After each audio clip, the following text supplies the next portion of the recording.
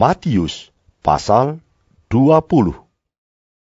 Adapun hal kerajaan surga, sama seperti seorang tuan rumah yang pagi-pagi benar keluar mencari pekerja-pekerja untuk kebun anggurnya. Setelah ia sepakat dengan pekerja-pekerja itu mengenai upah sedinar sehari, ia menyuruh mereka ke kebun anggurnya. Kira-kira pukul 9 pagi ia keluar pula, dan dilihatnya ada lagi orang-orang lain menganggur di pasar. Katanya kepada mereka, "Pergi jugalah kamu ke kebun anggurku, dan apa yang pantas akan kuberikan kepadamu." Dan mereka pun pergi. Kira-kira pukul 12 dan pukul 3 petang, ia keluar pula dan melakukan sama seperti tadi. Kira-kira pukul 5 petang, ia keluar lagi dan mendapati orang-orang lain pula, lalu katanya kepada mereka, "Mengapa kamu menganggur saja di sini sepanjang hari?" Kata mereka kepadanya, "Karena tidak ada orang mengupah kami."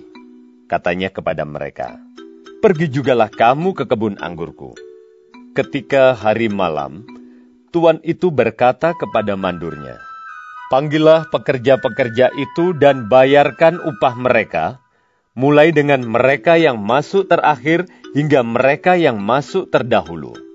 Maka datanglah mereka yang mulai bekerja kira-kira pukul 5, dan mereka menerima masing-masing 1 dinar. Kemudian datanglah mereka yang masuk terdahulu. Sangkanya akan mendapat lebih banyak. Tetapi mereka pun menerima masing-masing 1 dinar juga. Ketika mereka menerimanya, mereka bersungut-sungut kepada tuan itu. Katanya, "Mereka yang masuk terakhir ini hanya bekerja 1 jam, dan engkau menyamakan mereka dengan kami yang sehari suntuk bekerja berat dan menanggung panas terik matahari." Tetapi tuan itu menjawab seorang dari mereka, "Saudara, aku tidak berlaku tidak adil terhadap engkau. Bukankah kita telah sepakat sedinar sehari? Ambillah bagianmu dan pergilah. Aku mau memberikan kepada orang yang masuk terakhir ini sama seperti kepadamu. Tidakkah aku bebas mempergunakan milikku menurut kehendak hatiku?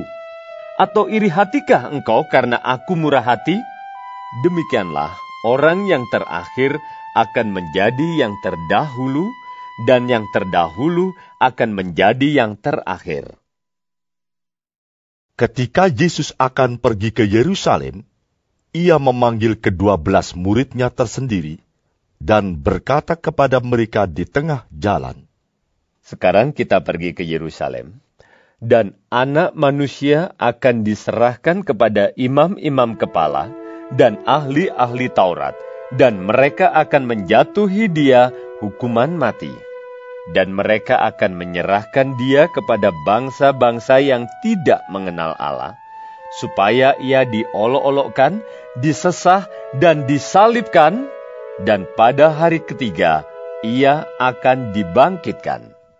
Maka datanglah ibu anak-anak Zebedeus serta anak-anaknya itu kepada Yesus, lalu sujud di hadapannya untuk meminta sesuatu kepadanya. Kata Yesus, "Apa yang kau kehendaki?" Jawabnya, "Berilah perintah, supaya kedua anakku ini boleh duduk kelak di dalam kerajaanmu, yang seorang di sebelah kananmu, dan yang seorang lagi di sebelah kirimu." Tetapi Yesus menjawab, katanya, "Kamu tidak tahu apa yang kamu minta. Dapatkah kamu meminum cawan yang harus kuminum?" Kata mereka kepadanya, "Kami dapat." Yesus berkata kepada mereka, "Cawanku memang akan kamu minum, tetapi hal duduk di sebelah kananku atau di sebelah kiriku, aku tidak berhak memberikannya. Itu akan diberikan kepada orang-orang bagi siapa Bapa-Ku telah menyediakannya." Mendengar itu, marahlah ke-10 murid yang lain kepada kedua saudara itu. Tetapi Yesus memanggil mereka, lalu berkata, "Kamu tahu bahwa pemerintah-pemerintah bangsa-bangsa memerintah rakyatnya dengan tangan besi, dan pembesar-pembesar menjalankan kuasanya dengan keras atas mereka. Tidaklah demikian di antara kamu. Barang siapa ingin menjadi besar di antara kamu, hendaklah ia menjadi pelayanmu, dan barang siapa ingin menjadi terkemuka di antara kamu, hendaklah ia menjadi hambamu. Sama seperti Anak Manusia datang bukan untuk dilayani, melainkan untuk melayani dan untuk memberikan nyawanya menjadi tebusan bagi banyak orang. Dan ketika Yesus dan murid-muridnya keluar dari Yeriko, orang banyak berbondong-bondong mengikuti dia. Ada 2 orang buta yang duduk di pinggir jalan mendengar bahwa Yesus lewat, lalu mereka berseru, "Tuhan, Anak Daud, kasihanilah kami." Tetapi orang banyak itu menegur mereka, supaya mereka diam. Namun mereka makin keras berseru, katanya, "Tuhan, Anak Daud, kasihanilah kami." Lalu Yesus berhenti dan memanggil mereka. Ia berkata, "Apa yang kamu kehendaki supaya aku perbuat bagimu?" Jawab mereka, "Tuhan, supaya mata kami dapat melihat." Maka tergeraklah hati Yesus oleh belas kasihan. Lalu ia menjamah mata mereka. Dan seketika itu juga mereka melihat lalu mengikuti dia. Matius pasal 21.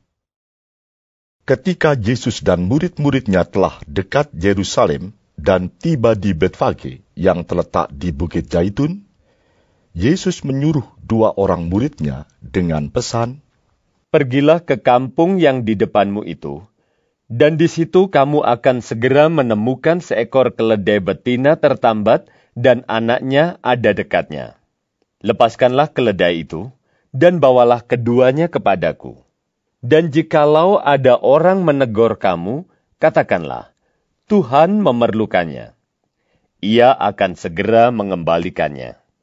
Hal itu terjadi supaya genaplah firman yang disampaikan oleh Nabi, "Katakanlah kepada putri Sion, lihat rajamu datang kepadamu. Ia lemah lembut dan mengendarai seekor keledai beban yang mudah." Maka pergilah murid-murid itu dan berbuat seperti yang ditugaskan Yesus kepada mereka. Mereka membawa keledai betina itu bersama anaknya, lalu mengalasinya dengan pakaian mereka, dan Yesus pun naik ke atasnya. Orang banyak yang sangat besar jumlahnya menghamparkan pakaiannya di jalan. Ada pula yang memotong ranting-ranting dari pohon-pohon dan menyebarkannya di jalan. Dan orang banyak yang berjalan di depan Yesus dan yang mengikutinya dari belakang berseru, katanya, "Hosana bagi Anak Daud! Diberkatilah dia yang datang dalam nama Tuhan! Hosana di tempat yang maha tinggi!" Dan ketika ia masuk ke Yerusalem, gemparlah seluruh kota itu, dan orang berkata, "Siapakah orang ini?" Dan orang banyak itu menyahut, "Inilah Nabi Yesus dari Nazaret di Galilea." Lalu Yesus masuk ke bait Allah dan mengusir semua orang yang berjual beli di halaman bait Allah. Ia membalikkan meja-meja penukar uang dan bangku-bangku pedagang merpati dan berkata kepada mereka, "Ada tertulis, rumahku akan disebut rumah doa. Tetapi kamu menjadikannya sarang penyamun." Maka datanglah orang-orang buta dan orang-orang timpang kepadanya dalam bait Allah itu, dan mereka disembuhkan. Tetapi ketika imam-imam kepala dan ahli-ahli Taurat melihat mujizat-mujizat yang dibuatnya itu, dan anak-anak yang berseru dalam bait Allah, "Hosana bagi Anak Daud!" hati mereka sangat jengkel. Lalu mereka berkata kepadanya, "Engkau dengar apa yang dikatakan anak-anak ini?" Kata Yesus kepada mereka, Aku dengar. Belum pernahkah kamu baca?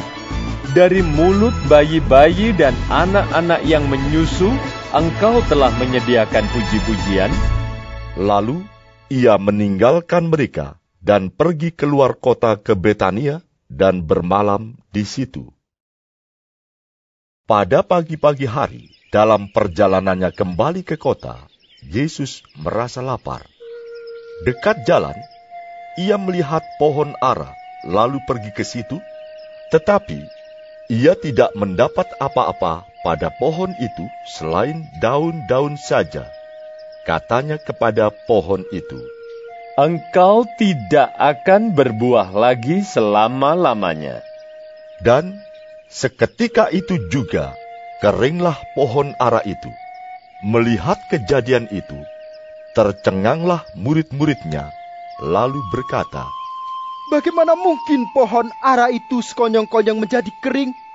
Yesus menjawab mereka, Aku berkata kepadamu, sesungguhnya jika kamu percaya dan tidak bimbang, kamu bukan saja akan dapat berbuat apa yang kuperbuat dengan pohon ara itu, tetapi juga jikalau kamu berkata kepada gunung ini, beranjaklah dan tercampaklah ke dalam laut, hal itu akan terjadi.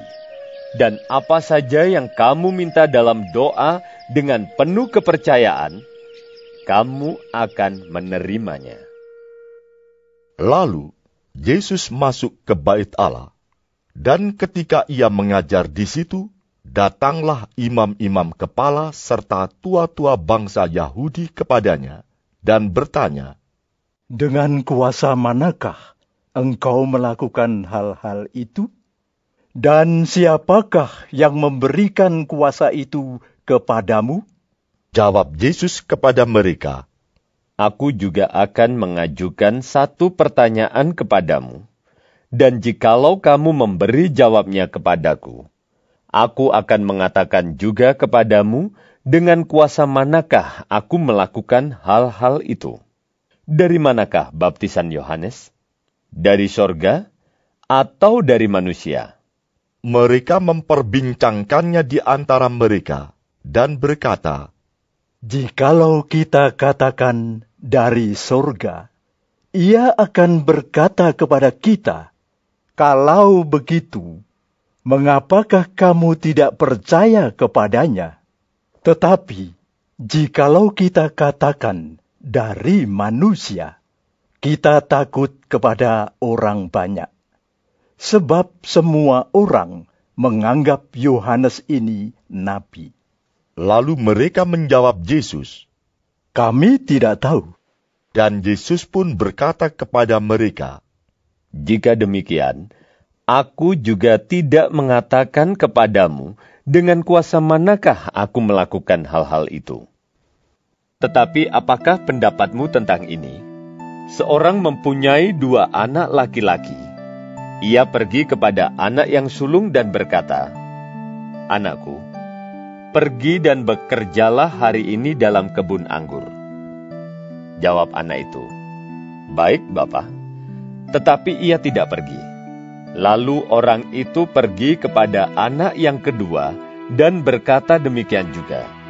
Dan anak itu menjawab, Aku tidak mau.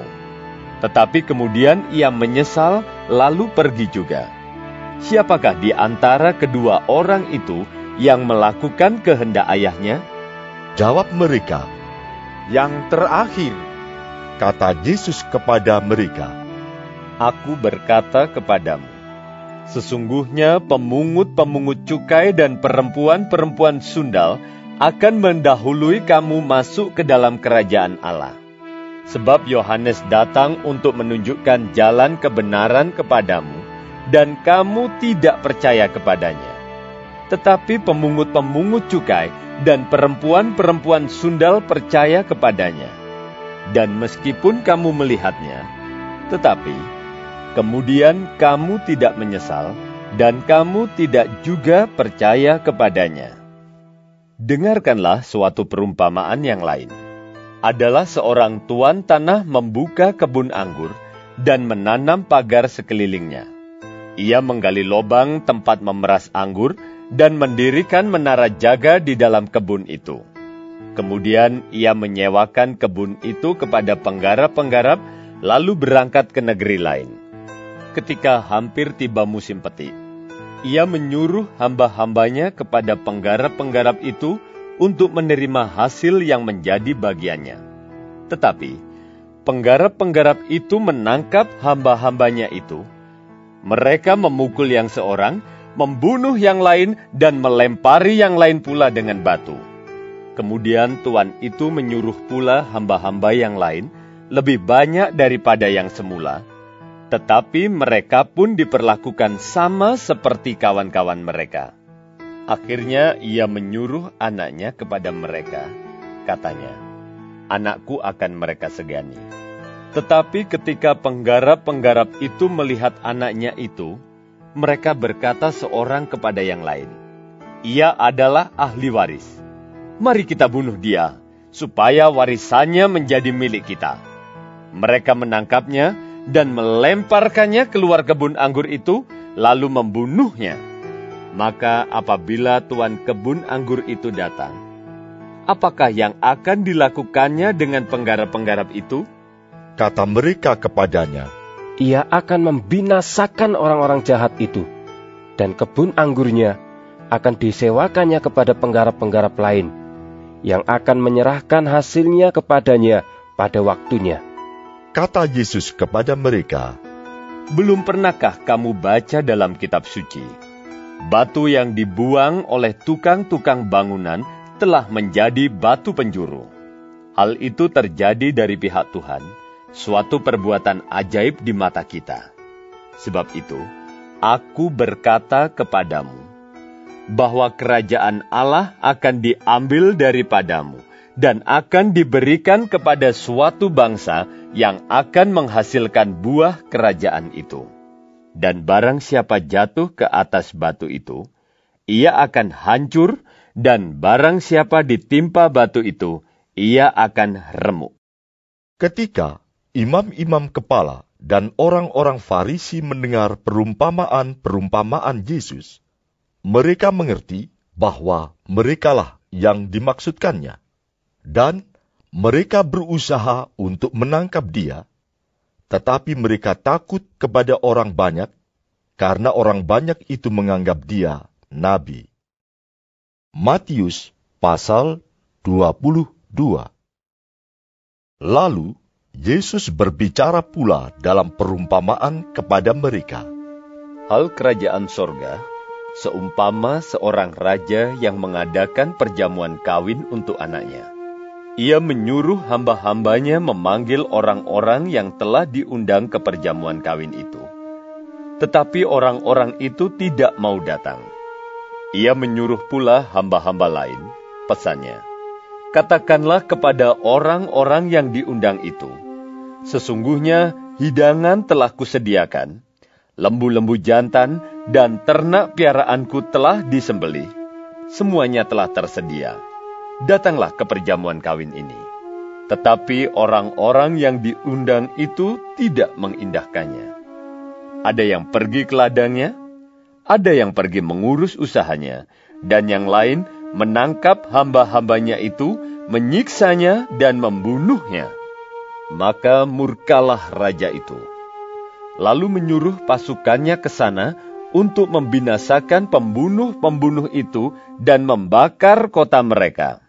Sesudah itu ia berkata kepada hamba-hambanya, "Perjamuan kawin telah tersedia, tetapi orang-orang yang diundang tadi tidak layak untuk itu. Sebab itu, pergilah ke persimpangan-persimpangan jalan dan undanglah setiap orang yang kamu jumpai di sana ke perjamuan kawin itu." Maka pergilah hamba-hamba itu, dan mereka mengumpulkan semua orang yang dijumpainya di jalan-jalan, orang-orang jahat dan orang-orang baik, sehingga penuhlah ruangan perjamuan kawin itu dengan tamu. Ketika raja itu masuk untuk bertemu dengan tamu-tamu itu, ia melihat seorang yang tidak berpakaian pesta. Ia berkata kepadanya, "Hai saudara, bagaimana engkau masuk kemari dengan tidak mengenakan pakaian pesta?" Tetapi orang itu diam saja. Lalu kata raja itu kepada hamba-hambanya, "Ikatlah kaki dan tangannya, dan campakkanlah orang itu ke dalam kegelapan yang paling gelap. Di sanalah akan terdapat ratap dan kertak gigi. Sebab banyak yang dipanggil, tetapi sedikit yang dipilih." Kemudian, pergilah orang-orang Farisi. Mereka berunding bagaimana mereka dapat menjerat Yesus dengan suatu pertanyaan. Mereka menyuruh murid-murid mereka bersama-sama orang-orang Herodian bertanya kepadanya, Guru, kami tahu engkau adalah seorang yang jujur dan dengan jujur mengajar jalan Allah. Dan engkau tidak takut kepada siapapun juga, sebab engkau tidak mencari muka. Katakanlah kepada kami pendapatmu. Apakah diperbolehkan membayar pajak kepada Kaisar atau tidak? Tetapi Yesus mengetahui kejahatan hati mereka itu, lalu berkata, "Mengapa kamu mencobai aku, hai orang-orang munafik? Tunjukkanlah kepadaku mata uang untuk pajak itu." Mereka membawa suatu dinar kepadanya. Maka ia bertanya kepada mereka, "Gambar dan tulisan siapakah ini?" Jawab mereka, "Gambar dan tulisan Kaisar." Lalu kata Yesus kepada mereka, "Berikanlah kepada Kaisar apa yang wajib kamu berikan kepada Kaisar, dan kepada Allah apa yang wajib kamu berikan kepada Allah." Mendengar itu, heranlah mereka, dan meninggalkan Yesus, lalu pergi. Pada hari itu, datanglah kepada Yesus beberapa orang Saduki yang berpendapat bahwa tidak ada kebangkitan. Mereka bertanya kepadanya, "Guru, Musa mengatakan bahwa jika seorang mati dengan tiada meninggalkan anak, saudaranya harus kawin dengan istrinya itu dan membangkitkan keturunan bagi saudaranya itu. Tetapi di antara kami ada 7 orang bersaudara. Yang pertama kawin, tetapi kemudian mati. Dan karena ia tidak mempunyai keturunan, ia meninggalkan istrinya itu bagi saudaranya. Demikian juga yang kedua dan yang ketiga sampai dengan yang ke-7. Dan akhirnya, sesudah mereka semua, perempuan itu pun mati. Siapakah di antara ke-7 orang itu yang menjadi suami perempuan itu pada hari kebangkitan? Sebab mereka semua telah beristrikan dia." Yesus menjawab mereka, "Kamu sesat, sebab kamu tidak mengerti kitab suci maupun kuasa Allah. Karena pada waktu kebangkitan, orang tidak kawin dan tidak dikawinkan, melainkan hidup seperti malaikat di sorga. Tetapi, tentang kebangkitan orang-orang mati, tidakkah kamu baca apa yang difirmankan Allah ketika ia bersabda, 'Akulah Allah Abraham, Allah Ishak, dan Allah Yakub'? Ia bukanlah Allah orang mati, melainkan Allah orang hidup."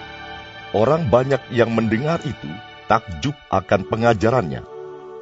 Ketika orang-orang Farisi mendengar bahwa Yesus telah membuat orang-orang Saduki itu bungkam, berkumpullah mereka, dan seorang dari mereka, seorang ahli Taurat, bertanya untuk mencobai dia, "Guru, hukum manakah yang terutama dalam hukum Taurat?" Jawab Yesus kepadanya, "Kasihilah Tuhan, Allahmu, dengan segenap hatimu, dan dengan segenap jiwamu, dan dengan segenap akal budimu. Itulah hukum yang terutama dan yang pertama. Dan hukum yang kedua, Yang sama dengan itu ialah, kasihilah sesamamu manusia seperti dirimu sendiri. Pada kedua hukum inilah tergantung seluruh hukum Taurat dan kitab para nabi. Ketika orang-orang Farisi sedang berkumpul, Yesus bertanya kepada mereka, katanya, "Apakah pendapatmu tentang Mesias? Anak siapakah dia?" Kata mereka kepadanya, "Anak Daud." Katanya kepada mereka, "Jika demikian, bagaimanakah Daud oleh pimpinan roh dapat menyebut dia tuannya? Ketika ia berkata, Tuhan telah berfirman kepada Tuanku, duduklah di sebelah kananku, sampai musuh-musuhmu kutaruh di bawah kakimu. Jadi, jika Daud menyebut dia tuannya, bagaimana mungkin ia anaknya pula?" Tidak ada seorang pun yang dapat menjawabnya, dan sejak hari itu, tidak ada seorang pun juga yang berani menanyakan sesuatu kepadanya.